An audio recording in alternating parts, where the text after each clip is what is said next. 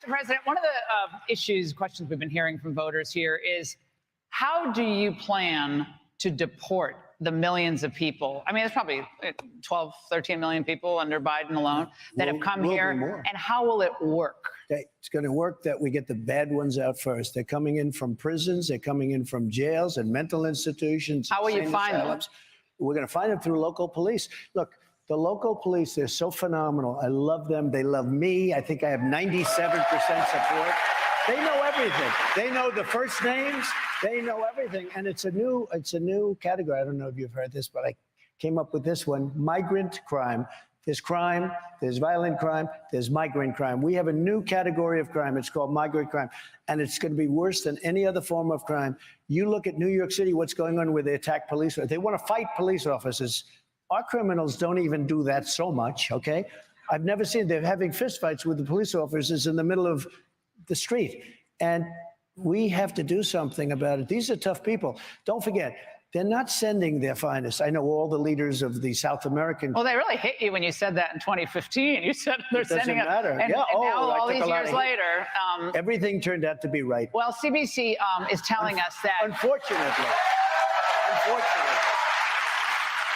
Customs and Border Patrol announced yesterday that just in 3 days, 452 Chinese nationals have been apprehended by Border Patrol. And Mr. President, 20,000 Chinese have entered since October. Yep. Okay, does this concern you more than other immigrant groups? Probably it would, because it's China, and maybe what are they building an army in between? It was 29,000 people in the last year. Think of it, 29,000 people, and most of those people were young male fighting age, okay? So what's going on? Look, you want to give the benefit of the doubt, but China was number one. And you look at Yemen, now they're coming in with bombing. Here we go again with this guy bombing everything, gets no respect. He bombs and bombs and bombing Yemen. Well, they're bombing us. And we have a lot of Yemenis are coming into our country. We have people coming in from everywhere. They're coming in from the Congo. They interviewed some people last night. Where are you from? Congo. Where did you live? Prison. They're emptying out their prisons into What's the first thing you will do if you become president again on the border? I know that's going to be your first act. There's two things I'm going to do. Number one is drill, baby, drill. And the other thing, equal, is we're going to, look, I had the safest border in the history of our country, recorded history, because I can't tell you about 1,000 years ago, but recorded history of the border by far. We had it down pat between guys like Tom Homan and Brandon Judd and unbelievable people that you have on your show. We had a great, all Biden had to do is stay at the beach. You know, he goes to the beach. Somebody said he looks great in a bathing suit. So he goes to the beach. If he went to the beach and didn't do it, but he canceled everything, remain in Mexico, catch and release. We have catch and release, but we had release in Mexico. Why were you against the House, against the Senate border deal, the bipartisan border? Well, they allow 5,000 people a week, but a lot of people took it as 5,000 people a day. They said 5,000 people a week, and you read it, and it says 5,000 people a day. Number one, that, but it also made it much better for the opposing side. Regularize, manage the crisis. You couldn't manage it. It was so complex. You're talking about, first of all, if you want to close the border, you're president. I didn't have any legislation. I had people opposed to me very strongly, including Mitch McConnell and Paul Ryan and Nancy Pelosi. That was a little triumvirate. And what I did after a year, I said, you know what, these people, I took the money out. We built 571 miles of border wall, and that's what made our border so good. We did another thing. I got 28,000 soldiers from Mexico. I sent to the president of Mexico, who I really like a lot. I think he's a terrific guy. He's a socialist, but a terrific guy, and he's fantastic, actually, in a lot of ways. I said, we need 28,000 soldiers to guard our border. He said, you got to be kidding. Well, I ended up getting, free of charge, 28,000. We had the safest border we've ever had. Now, we have the most unsafe, we have the worst border in the history of the world. There's never been a border of any country anywhere in the world that's been like Biden has announced, well, they've hinted that he's going to come out with a border executive order on the border to clamp down on illegal immigration before the State of the Union message. I thought he said he didn't have the executive authority. So I do believe that he's baked in. I don't think he can ever even come close unless people are really stupid, which they're not. The public is much smarter than the politicians. He's not going to be able to change. He's not going to be able to change that. He's destroyed our country. This guy is destroying our country. What qualities are you looking for in your vice presidential pick? Well, always the first quality has to be somebody that you think will be a good president, because if something should happen, you have to have somebody that's going to be a great president. A lot of people are talking about that gentleman right over there.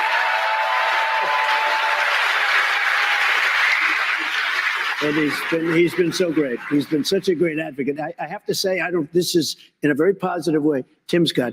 He has been much better for me than he was for himself. I watched his campaign, and he doesn't like talking about himself, but boy, does he talk about Trump. And I said, I called him. I said, Tim, you're better for me than you were for yourself. But he's fantastic, and he's a fantastic person. Someone who can step into the role. Most importantly, you have to view that. The audience has been asked who they think would be a good choice, and various names came up. One of them was, of course, Vivek Ramaswamy. He's made a big splash. Ron DeSantis, who's making an appearance today in South Carolina, we just found out. Obviously, Tim Scott, Byron Donalds, and a big presence here for Tulsi Gabbard. Very interesting. And Kristi Noem as well, I should say. Right.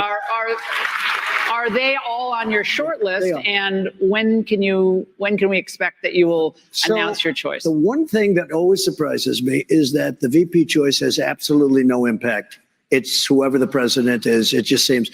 I remember when Sarah Palin was actually picked, and she did have a big up, and then they just went after her at a level that nobody's seen. The Republicans themselves went after what they did. But you'll be a one-term president because you've already served, so you can only serve for one term, although they say you'll never leave office. I assume that you'll never leave. There'll never be another election don't again. Do it. He'll never leave. He's never going. Oh, these people. They are so for that reason, it is important who you pick. I think it's very important. But look, first is that, as we said, it has to do with whoever is, it's a very important position for that reason. You would like to get somebody that could help you from the voter standpoint. And honestly, all of those people are good. They're all good. They're all solid. And I always say, I want people with common sense, because there's so many things happening in this country that don't make sense. Who wants an open border? Who wants high interest rates? Who wants all electric vehicles? And they're fine, but you want to have choice. You want to go to combustion. You want to go to any hybrid. I think the hybrid are much better from that standpoint. But we were talking about faucets. We're talking about we're talking about so much. It's all based on common sense. We want a strong military. We want choice in education. We want to have things that can really make our country great again. What we're doing with the open border is a disaster. We are destroying our country. We're going to change that fast, and we're going to get your energy prices down. Mr. President, thank you so much for this. All right, Robert Hur, the special prosecutor in the Biden classified documents case. I don't know if you know this, but he's set to testify on Capitol Hill on March 12th. What is one question you're hoping the Republicans, or someone who has some honesty up there, will ask Mr. Hur? And should Biden have been charged in the classified documents case? Well, nobody else has been over the years, because, Hillary took a lot and Bill took a lot. Bill took them out in his socks. They call it the socks case, which he won with a very tough judge, which he won. Bush took them. Everybody, Reagan took them out. Everybody took them out. It only became a big subject when I took things out. The difference is I had what's called the Presidential Records Act. I was allowed to do what I did, absolutely allowed. That's why they passed the act in 1978. They passed the Presidential Records Act, but you can only use it or be there if you're president. Biden wasn't president. He was. Why didn't you just hand him over when they were requested, though? I mean, they requested him. You could have just handed him over. It probably saved yourself a lot of trouble. First of all, I didn't have to hand him over, but second of all, I would have done that. We were talking, and then all of a sudden they raided Mar-a-Lago. Do you remember? They said, could you put an extra lock on the door? We showed them where they were. We showed them. Unlike being under a Corvette in a little garage with the door open all the time, we had these things locked. We were surrounded all the time by many Secret Service agents. We had Secret Service all over Mar-a-Lago. You couldn't take anything out. But what happened, and when you take a look, Biden didn't have the Presidential Records Act. He's at great jeopardy, really. But they said, look, he's incompetent to go to court, but he can be president. Figure that one. In other words, he can't represent himself at court because he's incompetent. What should Hur be asked? What should he be asked? Well, I just think you have to ask, why did you do it? You didn't have the Presidential Records Act. And how did you do it All as right. senator? Dick Durbin, a senator, said there's no way he did that as senator. And then when he found out, it's pretty serious. All right. I'm the leading candidate. I got indicted. I never heard of being indicted before. I got indicted 4 times. I have 8 or 9 trials, all because of the fact that and you know this, all because of the fact that I'm in politics. They indicted me on things that are so ridiculous. Fannie in Atlanta. We'll get into that. Look, I won an election that wasn't supposed to be winnable. I then did much better the second time. I won't get into it, but I did because of Fox. But I did a much better job the second time. We got millions and millions of more votes the second time. And now we're doing much better than we did the second time and the first time, almost put together. Are you a potential political prisoner, sir? Well, I think because of the fact that I'm doing so well, that I'm beating Biden at a level that they've never seen before. This is not supposed to happen. It's much easier for a Democrat to run. Much easier. Mr. President, the crowd's going crazy here, but during this campaign, a huge amount of your time has been spent in court, in the courtroom in New York and so forth. Now, in this New York civil fraud case, this Judge Arthur Engoron ruled against you for almost $500 million plus interest that runs every day. When I first read this, like $87,000 a day. How will you put up that kind of money? Because you have a bond to put up. Even if you appeal, you got to put up escrow money. That's it's a lot of dough. It is a form of Navalny. It is a form of communism or fascism. The guy's a nut job. I've known this for a long time, and I've said it openly. No jury, no anything. Letitia James is horrible attorney general in New York, campaigned on I will get Trump, I will get Trump. We went through a trial. It turned out we're totally innocent on everything. And he fined me $355 million plus interest and other things. 355. And what we did, in fact, my financial statements were conservative.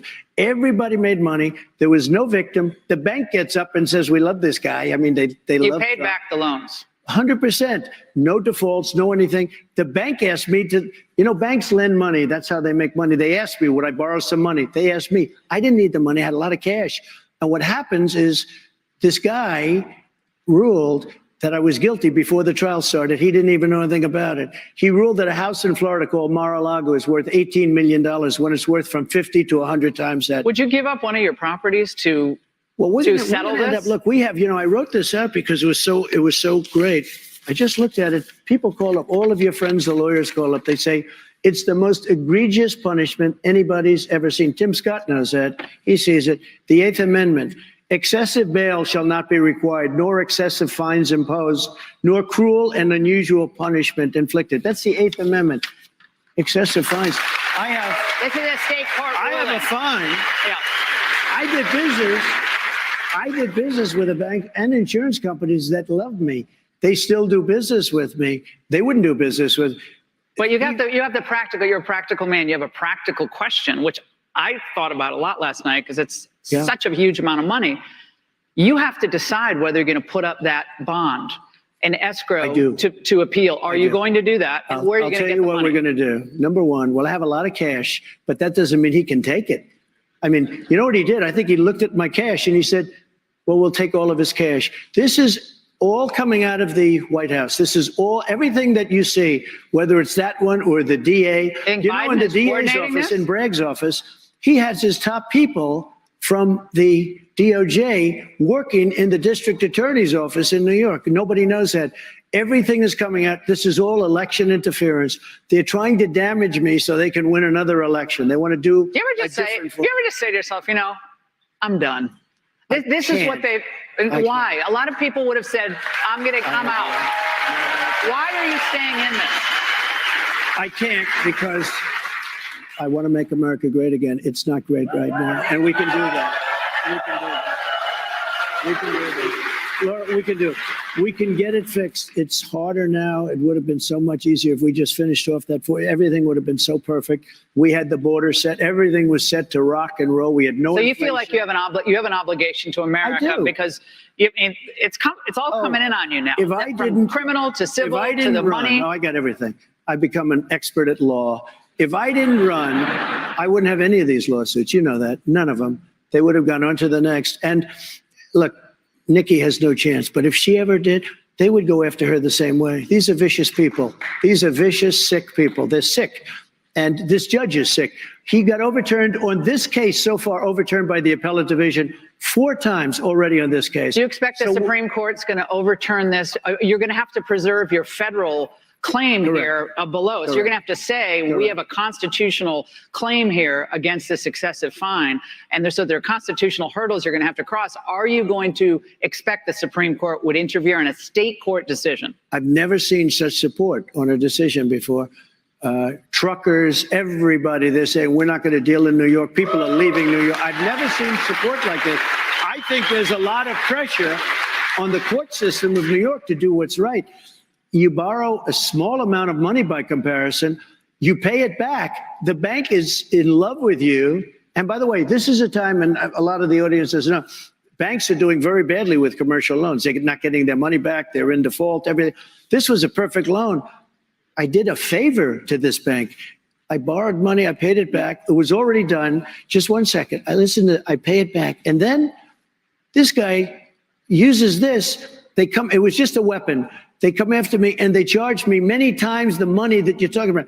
$355 million fine for a perfect loan. Where the bank was happy, the insurance companies, everybody's happy. And even he, in his statement, he said Trump did nothing wrong. Said he didn't have any contrition. But let Mr. President, our country is so divided right now. I know you have suffered endless attacks, no doubt. But how can you assure independent and undecided voters that your focus as president will be on improving the state of our country and not settling those old scores? It's an interesting question, I must say. Look, I did it before. We had a great 4 years, especially before that very last part where COVID came in, and we did a great job there. We've been given great marks on the economy and on the military and on foreign affairs, but never got the credit we should have gotten in that. We did something amazing, and the stock market was higher in the end. But just before I call it the China virus because I like to be accurate, came onto our shores, we had the greatest economy in the history of the world, even going up to the end. But this period of time, and it was success. Successful is the word I'm using to answer your question. We had such success in history. Some of your favorite pollsters like McLaughlin and Fabrizio, I met them the day before I heard the word COVID or pandemic, the day before. And we were talking about the next election coming up. They said, sir, if Abraham Lincoln and George Washington came back from the dead, they couldn't beat you. We had the greatest economy ever. And the people, let's call them on the left and far left, were calling me. We want to get together. I've never seen anything like it. I said, do you believe this? Everybody was happy. African-American, Asian-American, Hispanic-American. We're going to get into that because of your polls on that. When you look at the poll numbers today with African-American, Hispanic-American, we're doing better than any. But the question about score settling, a lot of women, a lot of women voters, they don't like the name calling. They don't like the score settling. They love your policies, and they just want Trump's policies, maybe not so much of the other stuff. So I think that's what the question, if you don't mind my asking, I think that's what she's getting at. But also you want to say, how do you get together? We're going to get together through success. When the country was at a level that we had the best employment numbers in history. Everything was good. And this country was coming together. Then we got hit with COVID, but this country came together. I don't care about the revenge thing. I know they usually use the word revenge. Will there be revenge? My revenge will be success. Will you challenge him to regular debates, regardless of the concern about the moderators? I know that's always annoying, but I'll be happy to moderate one, by the way. Would you challenge him?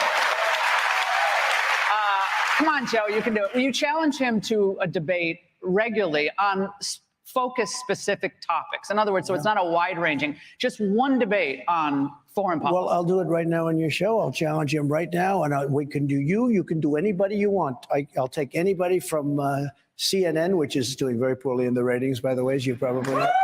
I'll take anybody, because I think you have an obligation in this case. You really have an obligation to debate. When it came to the Republicans, I was up by 40, 50, 60 points like being up on her. I think a poll just came out. I'm at 91 and she's at 7. And would you debate? You want to be smart. You don't have to waste your time doing. But that would be instructive to see No. you versus Biden on any given topic. Regardless of poll numbers, I'm way up on him now in the polls. And frankly, I think we have an obligation. When you have the final Republican, the final Democrat, you have the two people you have to debate regardless of polls. How many debates would you commit to? As many as necessary. I would like to do it starting now. I don't think he's going to debate, though. I really don't think so. I mean, we had a debate where he, at the end of the debate, he admitted I was right about almost everything, but in particular on energy. Do you remember I said, I feel like Perry Mason, the way you just collapsed? And he admitted everything about energy, and that's what actually happened, and that's why your energy costs went up 3 and 4 times. I mean, we had $1.87, and he was up to $5, $6, $7, and that's going to happen immediately after the election. Let's not even talk about if he wins. We can't allow it to win. We're not going to have a country left. But that's going to be, you will have energy costs, and this whole concept of all electric, everybody having an electric vehicle, they don't go far. People don't want that. They want everything. They may want electric, but they also want other choices. How you doing, Mr. President? Hi, Kelly. One of the many great things you did in your first term was put America first. One of the Right. many, many great things you did. That isn't the case in the last few years, which is evident with the unnecessary billions of dollars in foreign aid we have given specifically to Ukraine. So what is going to be the solution to fix all of that spending? Thank you very much, Kelly. Appreciate it. I like that question. I like this guy. I can tell. But he's a man of common sense. I'm a man of common sense. You know, they say you're conservative, you're liberal, you're this, you're that. No, we're people of common sense. We need borders. We don't want to give foreign aid to countries that hate us. I mean, we're giving foreign aid to countries that hate us. If you look at the numbers in terms of the billions and even trillions of dollars that we give to foreign aid, and yet we don't protect our own border. We don't protect our own military. We have the greatest, you know, I knocked out ISIS. Everyone said it would take 4 years. It took me 3 months to knock out, totally decimate ISIS.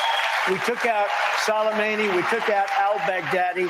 We did a job like nobody's ever done. So you wouldn't be in favor of giving $60 billion more for Ukraine? Because they said without that money, Ukraine will definitely lose the war, which would then empower Vladimir Putin and endanger I feel so our bad. allies. And I guess the thing that bothers me most, it would have never happened if I were president. Well, it did would have happen, never so what are you happened. gonna do about it? But it would have never happened. Putin would have never done it for 2 reasons. Number one, I said, don't do it.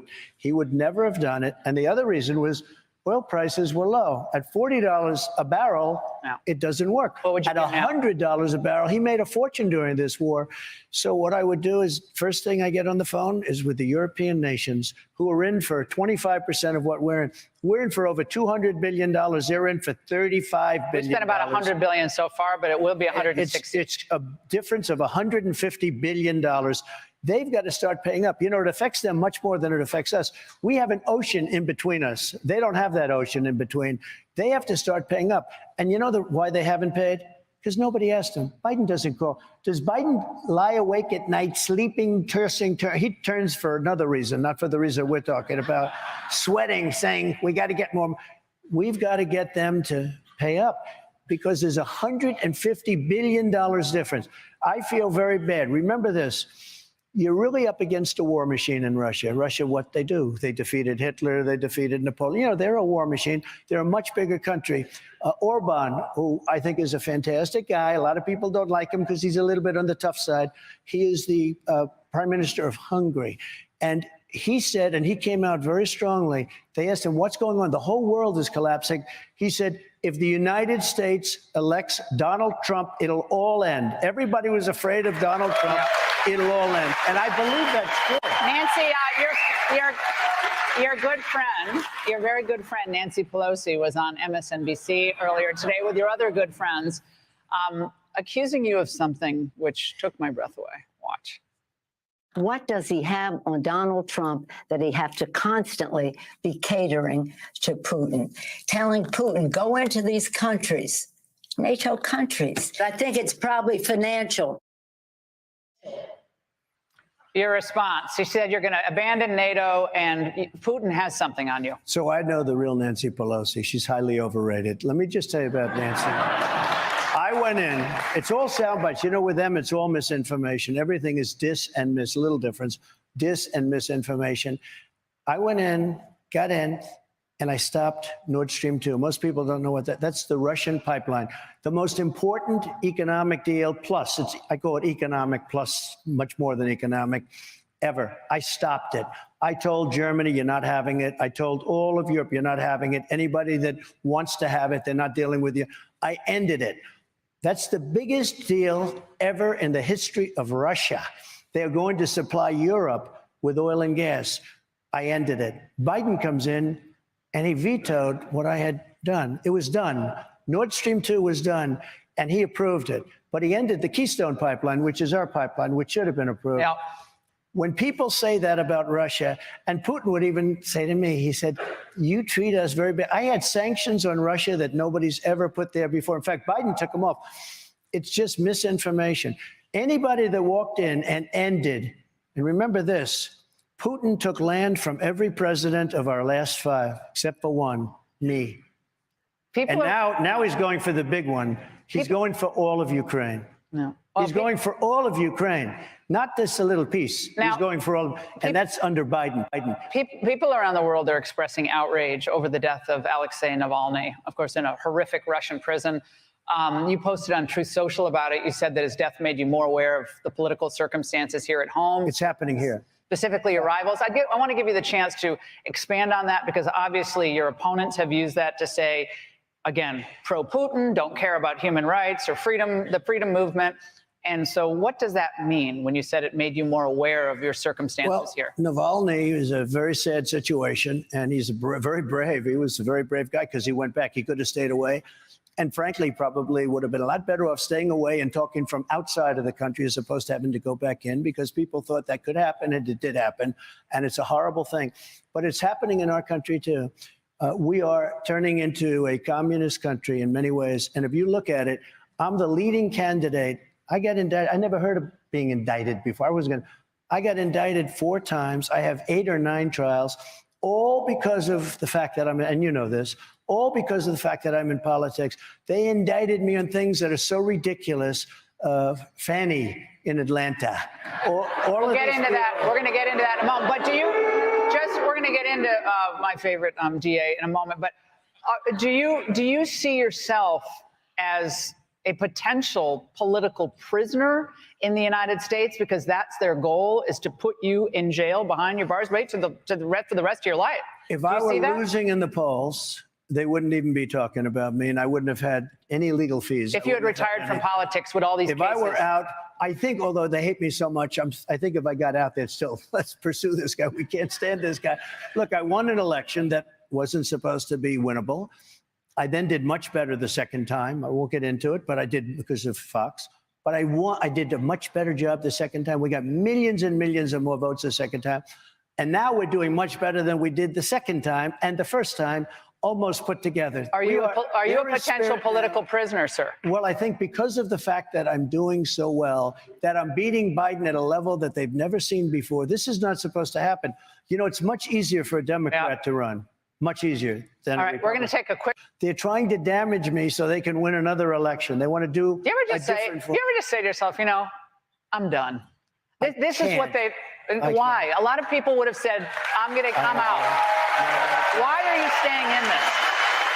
I can't, because I want to make America great again. It's not great right now, and we can do that. We can do that. Laura, we can do it. We can get it fixed. It's harder now. It would have been so much easier if we just finished off that. Everything would have been so perfect. We had the border set. Everything was set to rock and roll. We had no. So you feel like you have an obligation to America, because it's all coming in on you now. If I didn't, criminal to civil to the money. No, I got everything. I've become an expert at law. If I didn't run, I wouldn't have any of these lawsuits. You know that. None of them. They would have gone on to the next. And look, Nikki has no chance. But if she ever did, they would go after her the same way. These are vicious people. These are vicious, sick people. They're sick. And this judge is sick. He got overturned on this case so far, overturned by the appellate division 4 times already on this case. Do you expect the Supreme Court's going to overturn this? You're going to have to preserve your federal claim Correct. here below. So you're going to have to say, we Correct. have a constitutional claim here against this excessive fine. And so there are constitutional hurdles you're going to have to cross. Are you going to expect the Supreme Court would interfere in a state court decision? I've never seen such support on a decision before. Truckers, everybody, they're saying, we're not going to deal in New York. People are leaving New York. I've never seen support like this. I think there's a lot of pressure on the court system of New York to do what's right. You borrow a small amount of money by comparison, you pay it back.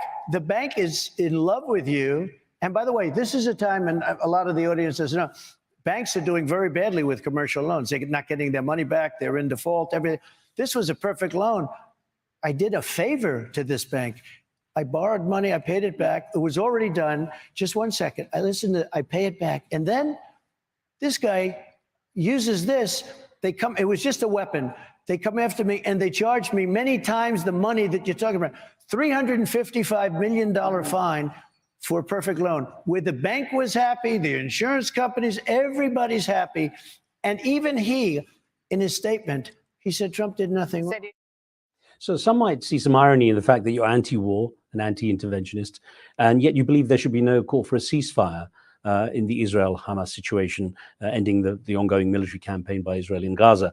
And that's being described by genocide in some quarters. So how can you justify that?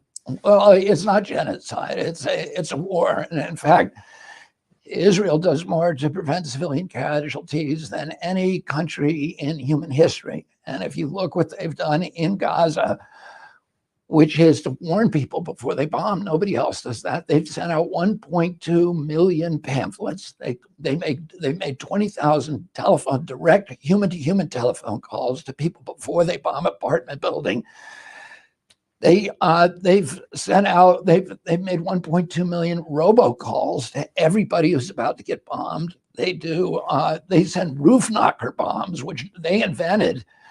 But they're fighting against an implacable foe, which is committed to a genocide of Israel that does not want to negotiate, that has violated every ceasefire the 5 ceasefires before, they violated every one of them. They have said we will not be content with any result other than a genocide of the Jews and the annihilation of Israel. How can you negotiate with that group? I believe wars are wrong.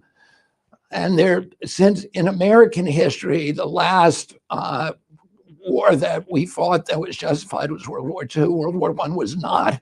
We should never have gotten into it. And none of the wars since World War II. But Israel's not asking us for troops. They're asking us for support. And by the way, the support that we've given Israel is mainly to construct the Iron Dome, which is a mechanism for avoiding the invasion of Gaza. Because Hamas has shot 30,000 rockets at Israel since 2006, at civilian populations in Israel. Even it's part of the propaganda war that Gaza has the densest population in the world. It doesn't. Tel Aviv has twice the population density as Gaza, and Gaza's been firing missiles at civilian populations for 30 years. What other country in the world would we ask to put up with that? And the Israelis do. Why? How do they do it? They built an Iron Dome. But that allows them. It's still a unique situation where you have the people in Gaza don't have freedom of movement. Oh, but why are you blaming the Israelis for that? It's Hamas that has given them no freedom of movement. Hamas has turned Gaza into an open air prison, not Israel. Israel didn't do that. The outcome still that what we're seeing right now is tens. Well, of course, thousands. the outcome in World War II when we invaded Germany and killed 2 million civilians in order to get Hitler. Churchill didn't want to do that. Churchill and Roosevelt argued at Casablanca. And Roosevelt said, we need unconditional surrender because as long as the Nazis were there, it's going to be a war-making machine and they'll grow up again. And Churchill said, yeah, but if we make unconditional surrender, they're going to fight to the death and there's going to be a lot of civilians. Roosevelt said, over the long run, it's a better outcome for everybody. And indeed, that's what happened. We did the same thing in Japan, the same thing in Germany. We denazified them. Israel needs to de-radicalize Gaza, so that the money that we've poured into Gaza's now, It's going to be the opposite effect. If you've got generations now seeing what's been happening, the Palestinians. it's already, that's not Israel's fault. That is the ideology that Gaza teaches children from when they're born, when they're toddlers. But They're it's still taught that the highest aspiration of a Palestinian is to slit the throat of a Jew. They're taught that from when they're little babies. So of course, what we saw on October 7th, the level of brutality, an entire group of people that had the morality of serial killers, where they're cooking babies in ovens. I don't think there's any. You cannot get worse than that. That only comes from indoctrinating children from when they're little babies. I don't think anyone's questioning that. What I'm getting at, though, is that essentially the Palestinians have to go through border checkpoints. They have a different situation. So it's their own country. And listen, God, they had an open border in Gaza until Hamas took over. Hamas and suicide bombers across the border. What would you think would happen, Mr. Khan, if Mexico sent 30,000, said, elected a government that said, we're going to reclaim Texas. And they sent 30,000 rockets onto San Antonio. And they sent suicide bombers across to kill Americans. Do you think we'd put up a fence? I'm not defending Hamas, sir. That's not the question. I'm curious about your perspective. You're blaming Israel. I'm not blaming anyone. I'm just questioning what your perspective is on this. Because, for example, you said, Palestinians are the most pampered people in the world. I was just trying to get your perspective. All right, let me answer that. Please. I'm saying that not because Palestinians have a good life. I'm pro-Palestinian. I'm as pro-Palestinian as you can get. I'm anti-Hamas. Hamas has robbed the Palestinian people. The international aid community, the United States after World War II created the Marshall Plan. And we rebuilt 17 nations in Europe that were destroyed by World War II. We gave an average payment of $48 per capita in 1948 dollars. It's about $621 per capita today. We have already funneled the 5 million Palestinians an average of $8,600 per capita, more than 13 times what we did to rebuild all of Europe. What's happened to that money? The Palestinians are worse off than they started because that money is being stolen by Hamas, which is a organized crime cartel and a corporate kleptocracy. Ismail Haniyeh, who's the head of Hamas, has a net worth of $5 billion. The top 3 leaders of Hamas have a net worth of 11 billion collectively. Mahmoud Abbas has $1 billion. His son have 750 million each. Yasser Arafat on $1 billion. So they're stealing them. They're using that money, that international aid money, for 2 reasons. One, to build weapons, 300 miles, entire underground city, 300 miles of tunnels, to buy Kalashnikovs, to buy bombs, to buy drones, to kill Jews with. That's it. Hamas is the enemy of the people of Palestine, and not Israel. If you're at the helm in the White House right now, how would you be handling the Israeli-Palestinian situation? What would you do? I would be on the phone. I would have a different relationship with the world leaders like Xi, like Putin, like Sisi in Egypt. I think that there is a chance for peace, short of the complete annihilation of Hamas, if all the other world leaders and the world community came together to support Israel and said, we're going to help you solve this problem. But that's not what happened. Unfortunately, they left Israel on its own.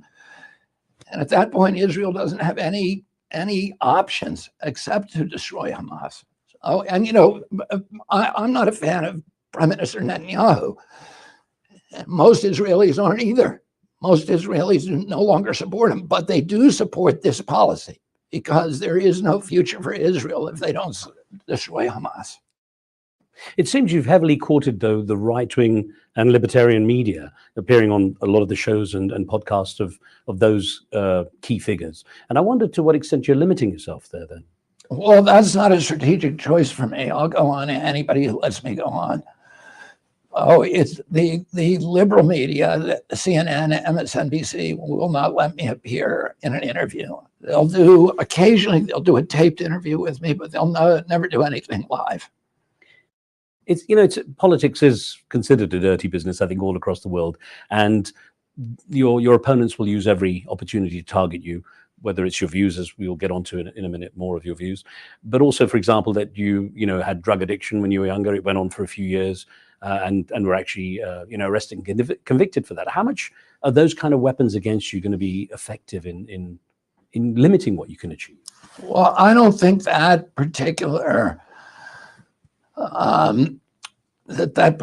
episode in my life is going to end up hurting me, because every American family, I got sober 40 years ago, and I'm very open about my sobriety. So it's not something and about my addiction of 14 years that I was a heroin addict. I talk about it openly. I think it's important for people to hear about that. I think it's important for people to hear stories of recovery. And my impression is that that's not, there's so many Americans have now been touched by addiction in our family. It's one of the largest causes of death. Last year, we lost 106,000 kids in our country from drug overdoses. That's double the number that we lost in the 20-year Vietnam War. And I talk about from being in recovery a long time, I understand the challenges and the difficulties, but also the opportunity to heal other Americans whose lives have been touched by this as well. So I'm very open about talking about that. And I don't get the impression that it turns voters against me, but I don't know. I mean, my choice, I said at the beginning of this, when I announced 8 months ago, I said, the entire population has been subject to a medical experiment for 3 years. And I'm now going to do a mass experiment on the American public, which is an experiment in truth-telling. I'm going to be honest with myself, honest about the problems in this country, honest about the challenges. And if there's an appetite for that, I'll win. If there's no appetite, then I'll lose. Either way, I'll be okay. You're behind quite a diverse range of issues that draw from both camps, what the Republicans stand for, what the Democrats stand for. And I'm wondering that as a result, it's possible that you might actually dent both sides, but then it also might make you more a facilitator for one or the other rather than a viable candidate for yourself. What are your worries about that? I don't worry about that. My intention is to win the election. So, there's 61% of the American public in the most recent poll does not want President Biden or President Trump as president. They don't want that contest. These are the two most unpopular candidates ever to run in America, the entire span of American history since polls started, to run as the candidate for a major political party, both of them. So, I think Americans deserve a choice, more of a choice than just the lesser of two evils.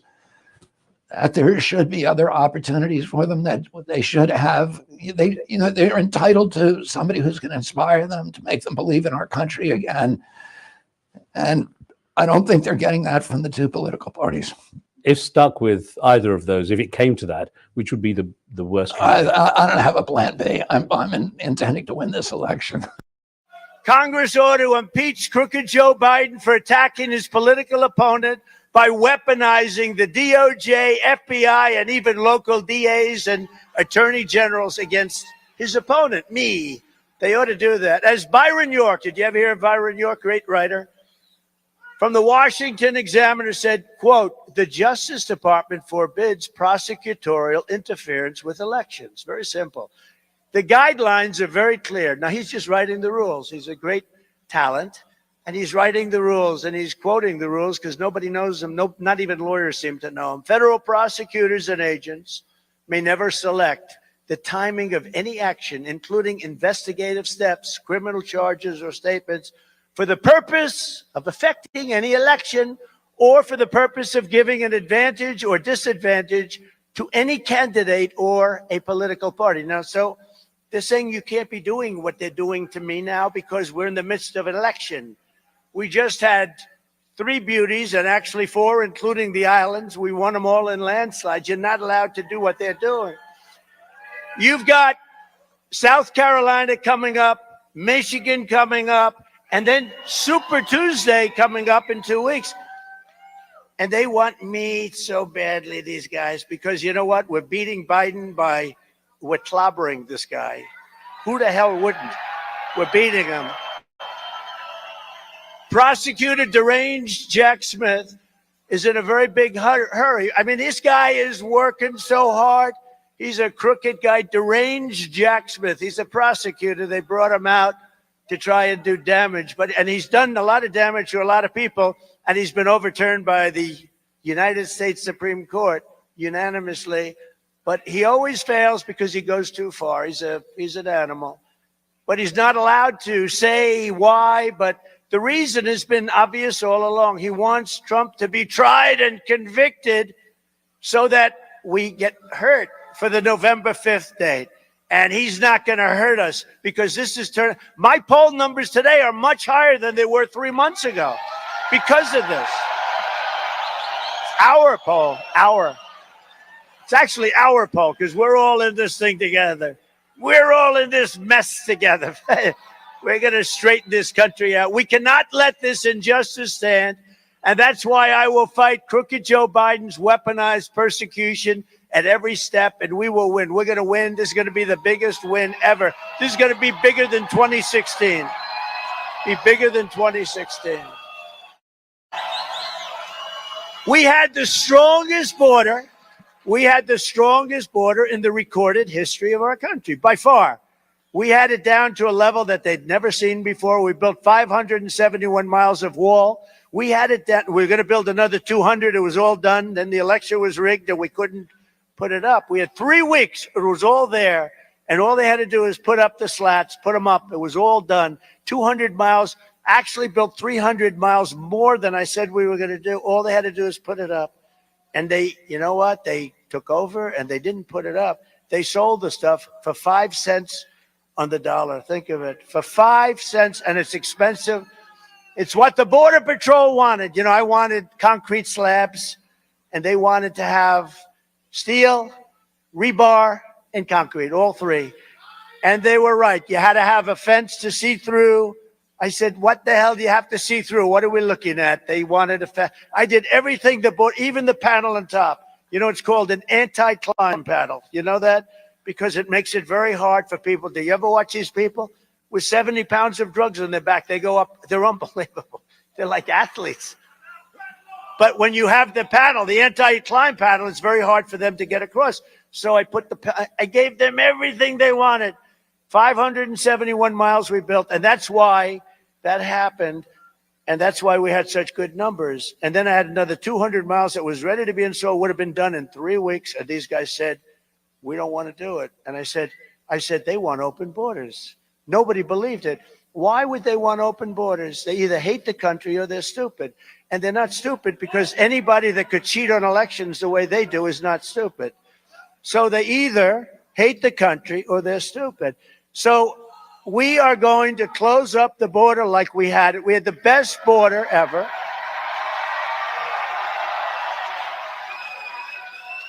You know, I went to Mexico, and you know this, and I got along really great, but I went to them. I told them, look, fellas, you got to give us 28,000 soldiers. They looked at me like, what a stupid request. Why the hell would they going like, why would we give him 28,000? You know, they're laughing. They think we're all a bunch of dummies, right? I said, no, you have to, because they've taken advantage of it, including taking 32%. By the way, 32% of what you had here is right now being done in Mexico. That's over the last 20 years, 32%. And they'll take the rest of it too. And remember the story about the plan. But think of this. So I said, no, you have to give us 28,000 soldiers because we're building the wall and we need protection. And you're allowing people to walk through in the caravans. Thousands and thousands of people coming from all over the world. Yesterday, they had many from the Congo. Welcome to the Congo, people, and where do you come in the Congo? Where do you live? We were in prison. What for? Murder. Oh, great. So they're being put.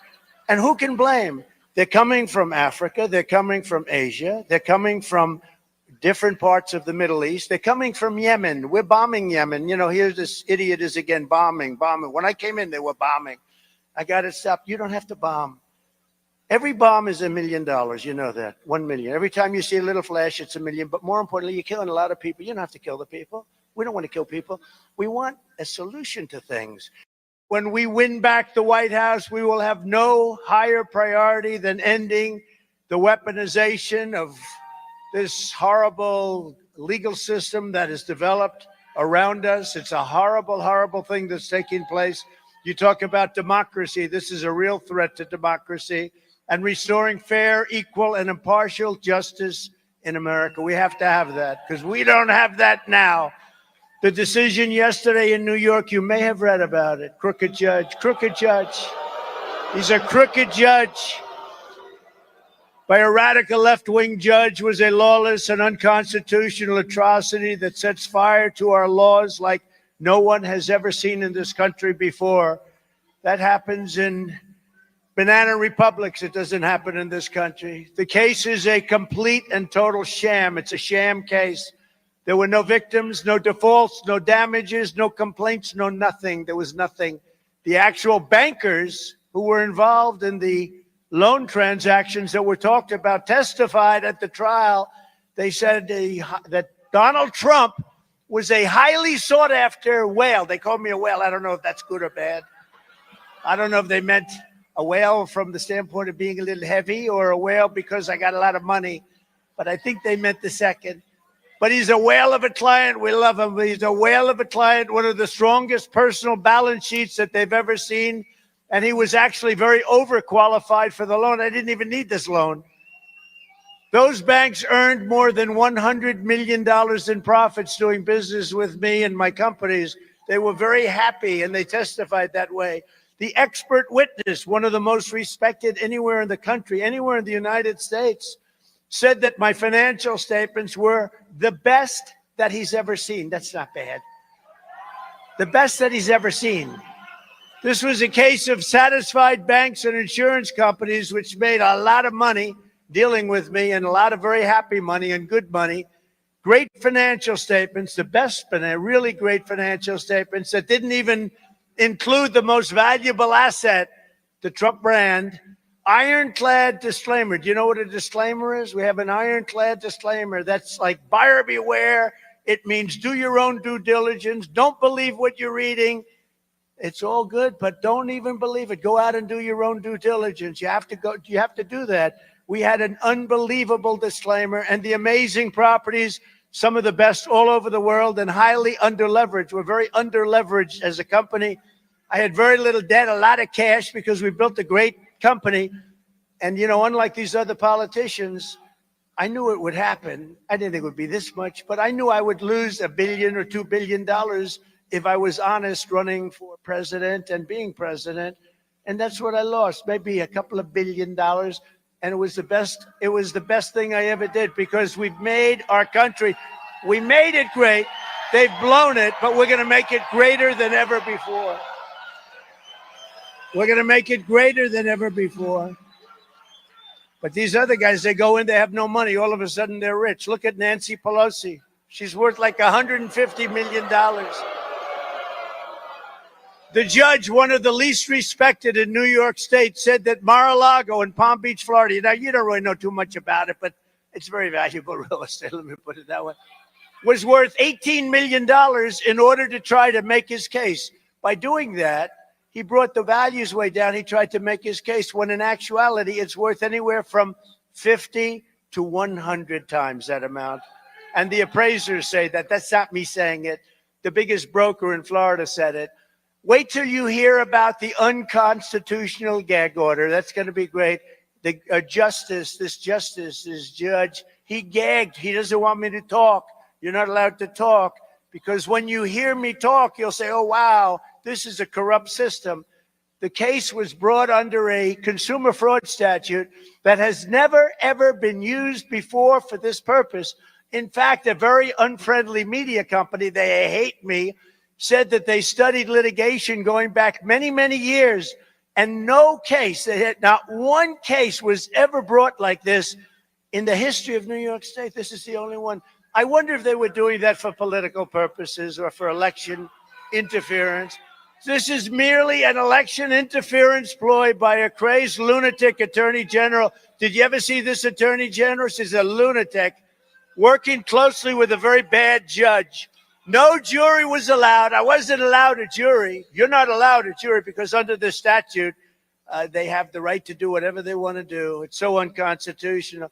And they refused to send this disgusting charade to the commercial division within the court system where you have, hopefully you'd find a competent judge, and they would have looked at it and it would have never even been brought. The Democrat club-controlled Judge Engoron has already been reversed 4 times on this case alone. It's a record, never happened before. Every time we went up, he got reversed, and hopefully the whole thing is going to be thrown out and reversed. And if justice is anything in New York State, we'll win because New York State's in a lot of problems. The judges and prosecutors that were dealing with me are essentially all the same, different wrappings, tone, manner, but always the same coordinated and overly nasty result. They are nasty. These are Democrats that definitely hate me. They hate you too, I have to tell you. Whether New York City or state, Fulton County, what do you think of Fani? What do you think, Fani? Huh? F-A-N-I. That's pronounced Fanny, but you're not allowed to say it. It's Fani. Oh, boy, oh, boy. That's Fulton County. That's Atlanta. Or Washington, D.C. The people couldn't care less about justice. These people, they're not looking for justice. They only care about how to stop crooked Joe Biden's political opponent, that's me, and how to inflict as much pain as possible. But here we are. They've been doing this for 7 years, and we won, we won twice. And now we're going to win a third time. We'll win a third time. And the second time, we did better than we did the first. There's no courtroom decorum or respect. You got to see these judges. They're screaming. They're like lunatics. There's no respect. There's no decorum, especially for someone that they know hasn't done anything wrong. We haven't done anything wrong. We've done nothing wrong. This last case is we haven't done anything wrong. How about the one 2 weeks ago? A woman, I'm saying, who the hell is she? Who is the woman? It's so unfair what's happening in our country. Our court system is a mess. What's happening in our country, they have to straighten it out. All you see is bitterness and revenge and hatred. Judge Engoron just fined me $355 million for doing everything right. 355.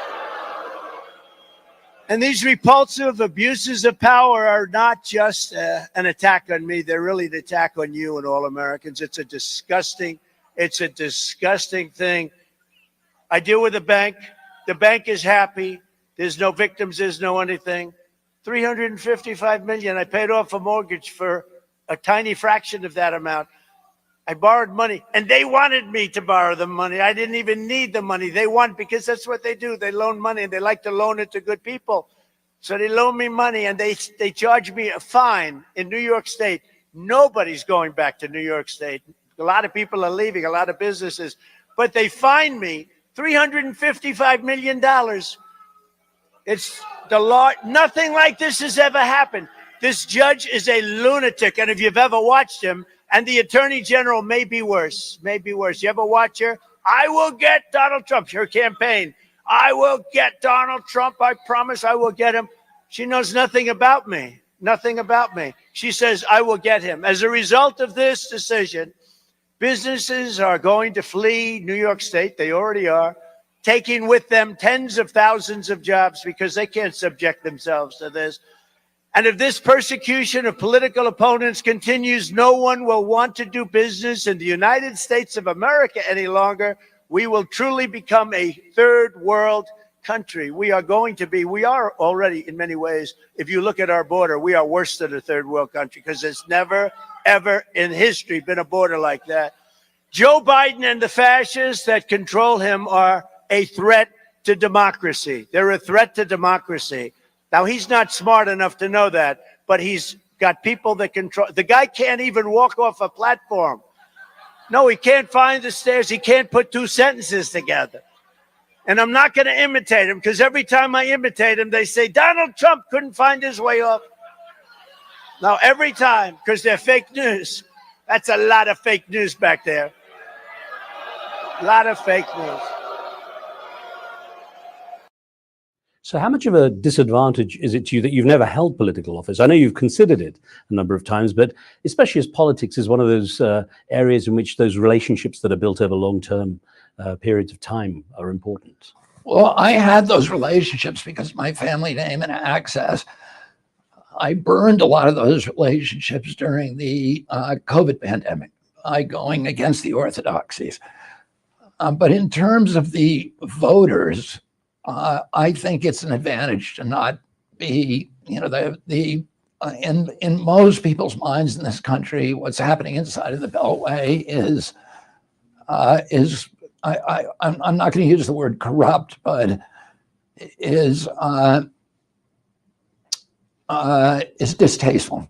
So I don't think me not having had a long career in politics is going to help me. And I've been on the periphery of politics since the day I was born. Thank you very much. This is a big crowd, you know. Hello, everybody. So thank you very much. And we have a few young ladies that are up here crying. Look at you with the Trump 2024. Thank you, darling. I love you too. Wow. A lot of emotion. There's a lot of emotion in this room. Thank you. Thank you. So the really nice thing is we have lines, and I want to thank Chase and I want to thank Alan, but we have lines going all around the block. They're going all around this block. They've never seen anything like this one. I just want to tell you, I've wanted to do this for a long time. I have some incredible people that work with me on things, and they came up with this, and this is something I've been talking about for 12 years, 13 years. And I think it's going to be a big success. Your influencers have been very positive. They've been real influencers, and they love it, and they love what we've done. That's the real deal. That's the real deal. And we appreciate it. We really appreciate it. More than anything else, I appreciate the turnout, because they say they've never had a turnout like this, and we're going to do things that are terrific. And, it's very important. What's the most important thing? To go out and vote, right? We have to go out and vote. We got to get young people out to vote. And you're going to vote, and we're going to turn this thing around. This country's not doing so well. We're going to turn this country around fast. We're going to turn it around fast. And we're going to remember the young people, and we're going to remember SneakerCon. You know that. We're going to remember the young people especially that wear sneakers, right? But I just want to thank everybody. This has been a lot of fun. We're going up to Michigan. Right after this, I go to Michigan. We make a big speech in front of a lot of people. I won't be talking about I'll be talking about a slightly different subject than sneakers. But you know what? It's all part of Americana. It's all part of our country. And what's happened with all of the people in this room, and I know how seriously you take it, it's amazing. It's amazing. So I just want to thank you very much for being here. It's an honor. It's an honor. You're all sneakerheads. You're sneakerheads, right? Does everybody in the room consider themselves a sneakerhead? I think so. We got to get her up. Get her up. Can you get her up here? Get her up here. Get her up here. Do you want to come up?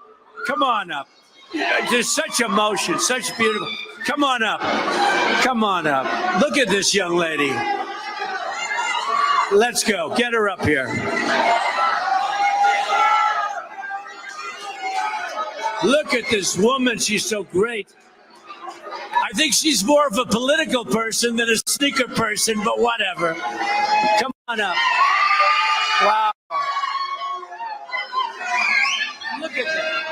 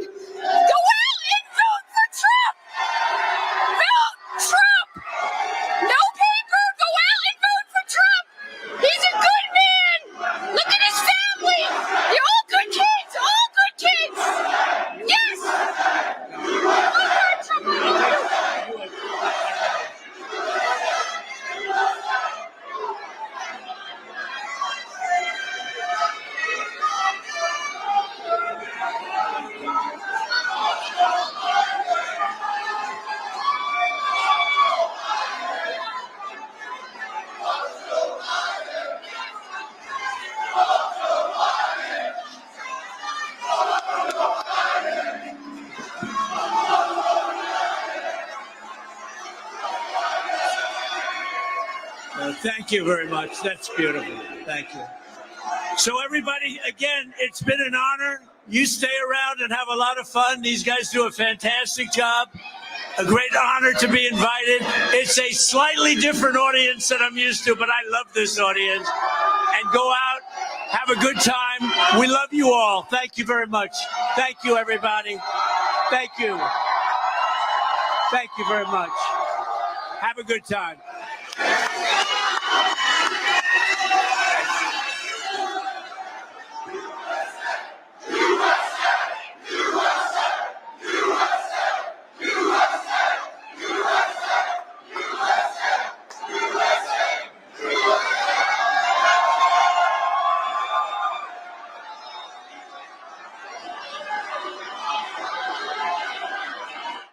We have 50 states and the District of Columbia.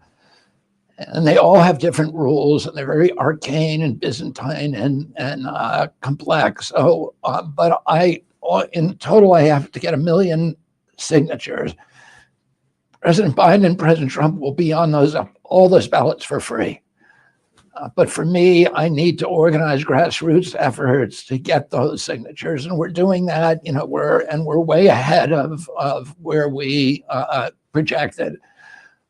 So getting the signatures is turning out to be easier. I think in the long run, it's paradoxically going to put me in a stronger position because it's forcing us to develop a very, very good ground game very early in the election. President Biden, President Trump are probably not going to really focus on their ground game till next August.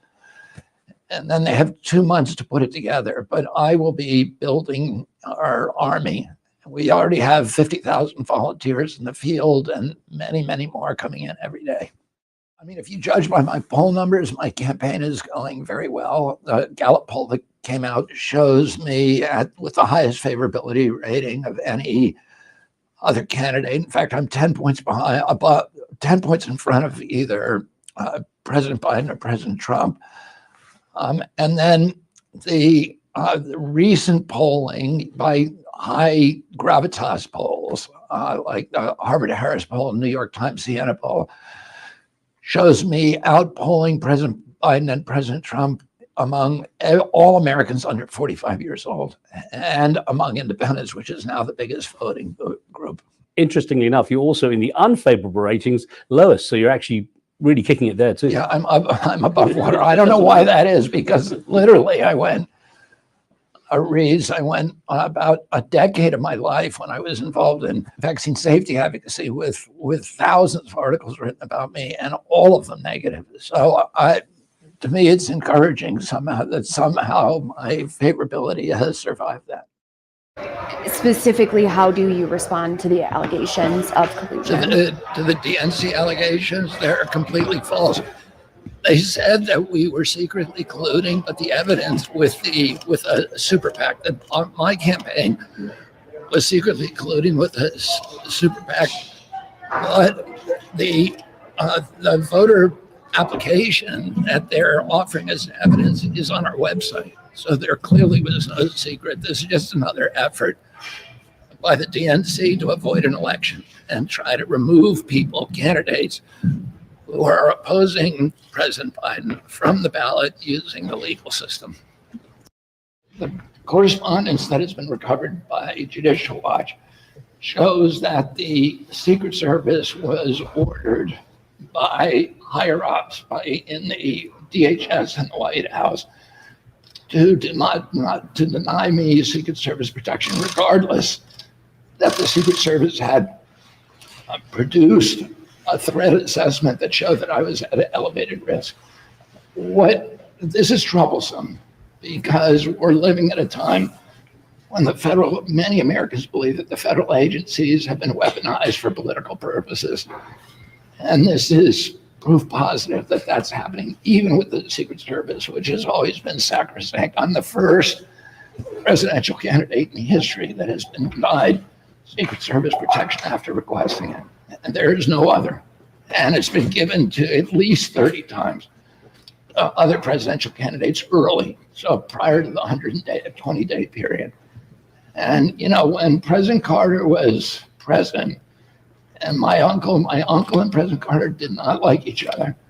And when it became clear that my uncle was going to run, Teddy Kennedy was going to run for president, even before he declared, President Carter ordered that he be provided Secret Service protection because of the demonstrated risk to people in my family who are running for this office. And, my President Biden has a bust of my father who, behind him in the Oval Office. My father was killed during a presidential campaign. And that's why Congress changed the law to make sure that presidential candidates were protected before the nominating convention. And, it's clear the Secret Service clearly wants to give me protection. They're being ordered not to by the White House. Next question. There's a billboard outside of Grand Rapids, Michigan, paid for by the DNC that says you are powered by Trump and MAGA. What's your response? The DNC is saying because one of my PACs, which I have nothing to do with, legally can have nothing to do with, accepted money from a traditionally Republican donor, that somehow they should disqualify me from people voting for me.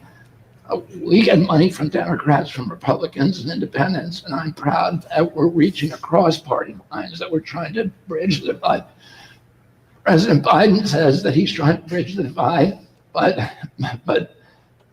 this is just the opposite. Is saying that, there's a big difference in, that you're not really American if you're Republican. And I just don't believe that. I think we ought to have presidential candidates that are receiving support across political divides. We need to bridge the divide and heal this. You've chosen not to attack other candidates. They've attacked you, the Democrats in particular. Why do you think they're doing that? Why do I think that? I think that they have a candidate who doesn't want to debate. And so they have to try to win the election by litigating against people, by trying to get people off the ballot, by denying me ballot access, by litigating against the other candidates to get them disqualified. So we won't have to do democracy in our country. And, I feel like we should be modeling democracy around the world. I don't want to win this election because I'm not a fan of President Trump's. I don't want to win this election by disqualifying him legally. I want the American people to decide who they want to have as president, and I want to beat him fair and square on a level playing field. And I think it's distressing that the Democrats don't want to do that. Sir, what do you think about Tim Mellon's donation to the PAC? He's a donor of Trump's, and in 2015, he wrote in his book that Black people were even more belligerent after the expansion of social programs in the 60s and 70s, and that the belligerent quote was a direct quote. And well, I am not legally allowed to talk to my PAC about any of these issues, any of the super PACs. And there are several super PACs that support my campaign. It would be against the law for me to tell a PAC to who they could not accept money from. And, my opinion is that it's a good thing to have both Republicans and Democrats and independents giving to my PAC. I don't know anything about those comments, and I can't verify them or validate them. But it would be illegal for me to pick up the phone and tell somebody you can't accept money from that PAC. all right, thank you, everybody. Personally, I don't think he makes it to the starting gate. I hate when they compare him to me. He's old, he's broken, he's incompetent.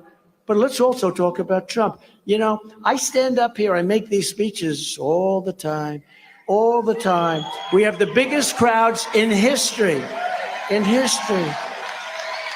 If I didn't have it, you'd know before anybody. Front Row Joes would know. Our great people from North Carolina. Over here, we have like 35 women. They follow me, North Carolina. They follow me all over the country. They're beautiful. They're great. I don't know what the hell their husbands are saying. This is, I think, their 117th stop. But Front Row Joes, you may even top it, right? These are serious. How many stops? Yeah, in the 90s, right? They beat you. The women from North Carolina won. That's all right. But there's never been anything like this. Look, we do these rallies. They're incredible. This isn't really a rally. This was a stop, and we have thousands of people outside that can't even get in. It's amazing. And, yesterday she had a rally. 9 people showed up. 9 people. She's finished. In fact, our lead against Biden is now 6 points, 7 points, 9 points, 11 points, and even one at 15 points. And the betting markets all over the world, the betting markets have us beating Biden by 21 points. We have to do that. And by the way, she's getting clobbered. She's getting clobbered by the Democrats, even though she probably is one. I think she probably is. They're putting up her money. They have the biggest Democrat supporters giving her money because Republicans aren't. They think it's a hopeless case. But don't let that fool you. They cheat like hell. So everyone has to go and keep your eyes wide open for the cheaters and vote, vote, vote. You got to do that. And the primary just coming up. I know you think we're going to win by a lot, and I think we are by probably a record. We've broken every record so far. We've broken Iowa, New Hampshire. We broke every one of them. Every record, every place we've run. Nevada, we broke. The Virgin Islands, we got 100% of the vote. We've broken every record, and I think we're going to break the record here. But it doesn't matter. You have to go vote because we have to show in November the kind of a movement that we have. There's never been a movement like this in the history of our country. This is MAGA. This is MAGA country. This is MAGA country. And when Biden gets up and he barely can read, he can barely stand. Remember, he used to say, I'd like to take him to the back of the barn. And everyone thought it was so cute. When I said I'd love to go back there with that guy, it'd take about 2 seconds. I'd go like this. He'd go down so fast. But when I said it, they said the fake news. But look at all that fake news. When I said it,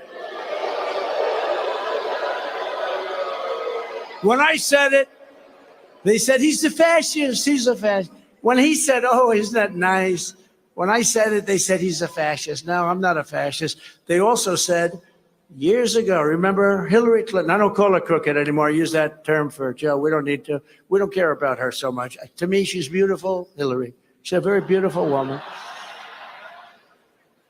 But when I was talking and speaking and all the things that we do so beautifully, so not, it's very interesting. I've never had an empty seat, right? This place is packed, they're all packed. I never get credit for being a great speaker. I don't know if I'm a great speaker or not. Who the hell knows? I never get credit. Right? I never get credit. I don't know. Henry thinks I'm a very good speaker. But no, every rally, like this one, turns out they're all rallies because if we have 1,000 people, 10,000 people show up, they're all rallies. But they come by the thousands. We never have empty seats. We never have anything empty. We usually have to put screens like this outside so people can see. We did it in Nevada. We did it in New Hampshire. We were going to do it in Iowa, but it was 40 degrees below zero in Iowa. And by the way, the electric cars were not working too well. They don't work well in cold weather. And that was seriously cold. I had to walk from here to like the stairway that Joe Biden can't find. See the stairway over there? Can never find. Where's the stair? Here his moves. And they're going to show it. Every time I show it, I get in trouble. You know why? Because these fake news people who are among the most corrupt people in the world. It's true. They say, look, Donald Trump could not find his way off the podium. So I imitate Biden, and in one case there was a wall, like that. A lot of times we have people back there. Do it. And these are the front row Joes they've seen. But here's the risk. Whenever I do it on the newscast, Donald Trump had a hard time finding his way off a platform. There were 5 different stairways. 1, 2, 3, 4, 5. It's real easy. He's the only guy in history that cannot find it. But when I do it, they show it at night. They show me mimicking him, and they say, Donald Trump could not find his way off the platform. These are very dishonest people. When I say Barack Hussein Obama is the president of the United States, meaning there's a lot of control there because the one guy can't put 2 sentences together. So I say, Barack Hussein Obama. Remember Rush used to go, Barack Hussein Obama. You go, Barack Hussein Obama. But he'd do that. Rush, do we miss Rush? Yes. But when I say that Obama is the president of our country, blah, blah, blah, they go, he doesn't know that's Biden. He doesn't know. So it's very hard to be sarcastic. When I interpose, because I'm not a Nikki fan and I'm not a Pelosi fan, and when I purposely interpose names, they said he didn't know Pelosi from Nikki, from Tricky Nikki. He didn't know. I interpose, and they make a big deal out of it. I said, no, I think they both stink. They have something in common. They both stink. And remember this, when I make a statement like that about Nikki, that means she will never be running for vice president. She will never be running for vice president. Remember that. There are things you can say about people. You ever see where, you're really hitting one person, they're hitting you, but it goes to a level. But we're at the level now, I am in particular, bird brain and lots of other things. There are things that when you say that you're never going to have her. So I hope nobody wants her because I think she's absolutely terrible. She's terrible. So you're never going to have her. And I don't think anybody's very devastated. We do have a lot of great people, by the way. Help me welcome the next president of the United States, Donald Trump!